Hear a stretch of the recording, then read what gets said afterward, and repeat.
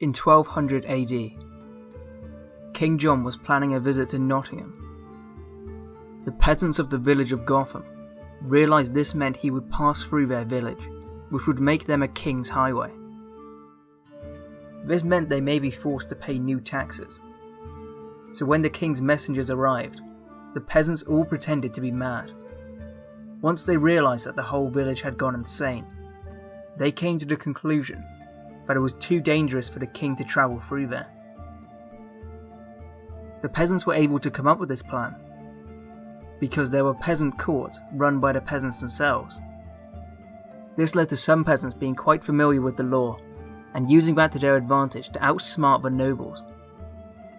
Peasants during this period were actually a lot smarter than many people give them credit for. Despite this, life as a peasant wasn't easy. They had few rights, little freedom, and harsh punishments for crimes. Torture and execution were often used for crimes like murder.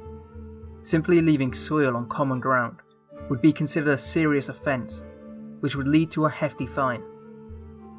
A more serious offence, such as stealing, would lead to a hand being cut off. The courts and punishments would be dealt with by the peasants themselves, since this was easier for the lords than doing it themselves. But what exactly was a peasant?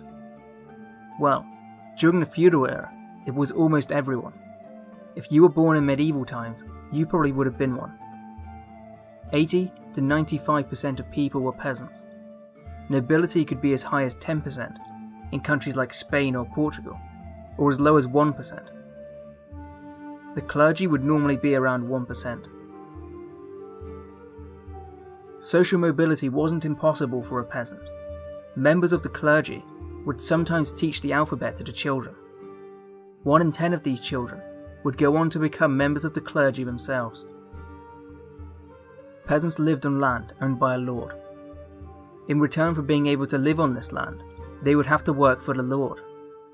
The most common job for a peasant was to plough a field. Peasants had a lot of work to do outside of their job as well. Running a peasant house was a lot of work, especially if animals were kept. Cooking had to be done on an open fire, and peasants' leisure time was greatly reduced because of this. The most important part of every peasant village was the church. The church, unlike nowadays, was where peasants went to party and have a good time. There were few things peasants liked more than beers, and the priests would even brew the beer themselves, just for the peasants.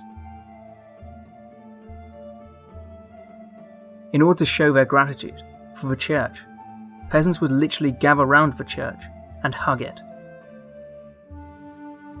Peasants were fond of beer, but it wasn't all they drank. Contrary to popular belief, peasants had plenty of access to clean water. Wells and springs were both common sources of water, used by peasants. There were also laws in place to stop people from polluting the water. Beer would also have been more expensive than water, incentivizing them to drink water. There's this idea that peasants only drank beer and never drank water because it wasn't clean, but this is just a myth. While enjoying the party, some peasants may try to get lucky and find themselves a lady friend, but for many this could be a challenging endeavour due to one small problem. Peasants often had very terrible breath. Some peasants' breath was so bad that they actually made a law that a woman could get a divorce if their husband's breath was bad enough. Peasants led rough, tiring lives for a very long time. But things are about to change in a big way, and peasants will soon find themselves in a better position than ever before, although this would attract the ire of the upper class. 2 powerful houses went to war with each other, each of them vying to rule over France. These were the House of Valois and the House of Plantagenet. 5 generations of kings would spend their lives fighting this war. In 1328, Charles IV the King of France died without a single son or brother to succeed him. His closest male relative was the King of England, Edward III. His mother, Isabella of France, was the sister of the late French king. Isabella claimed the throne for her son, but the French rejected it, since they wanted the King of France to be French. Instead, Philip VI of Valois ascended to the throne. This wasn't a surprise to the English. They never expected to gain the throne, but thought they would try anyway. What had they got to lose?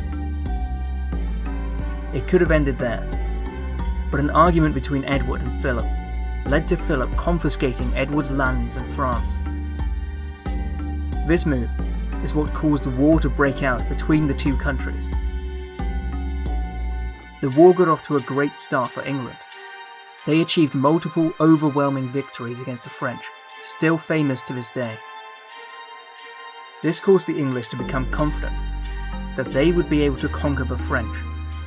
Due to this confidence, they invested large amounts of money and manpower into the war.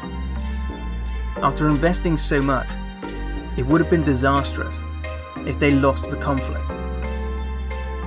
Unfortunately for them, France had more resources than England. From 1429, France had a series of decisive victories. These victories secured France's defeat of the English. For the English, the worst had come true, and they had spent over 100 years fighting a war just to lose.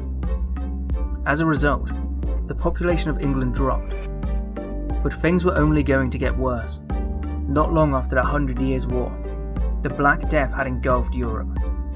It wiped out a third of the population. By the 1350s, Europe's population had gone down considerably, but peasant labour had become quite valuable. This is when something strange happened. The peasants started to develop a new attitude. They had a newfound confidence and started to negotiate for better working conditions. Peasants began to get better wages and be paid in cash. Some became so successful, they quit the peasant life entirely and bought their own land.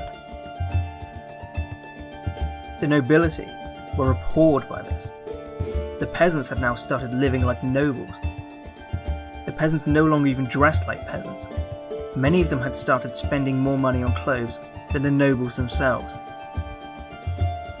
New laws were introduced in order to put a stop to this. The nobles wouldn't let the peasants forget their place. These laws forced wage levels back to what they were before the Black Death. They also made it illegal for peasants to wear certain clothes. Now peasant life was closer to how it was before the Black Death. But the nobles discovered that having something taken away from you is a worse feeling than never having it in the first place. The peasants wouldn't just go back to the life they used to have. The peasants revolted. Tens of thousands of peasants had risen up to fight. The nobility never believed this was possible and couldn't understand how the peasants could organize something like this. They then realized that the peasants had been spreading messages through coded letters. Once again, the peasants had been underestimated. The revolt was a grave threat to the nobles and the royalty. In order to solve the problem, the king appeared to give in to the peasants' demands. He spoke to the peasants and even claimed he would abolish serfdom. With this, the peasants were satisfied. However, the king went back on his word and ordered the ringleaders were killed. Even though the king did go back on his word, they couldn't stop the inevitable, and serfdom died out in the next century.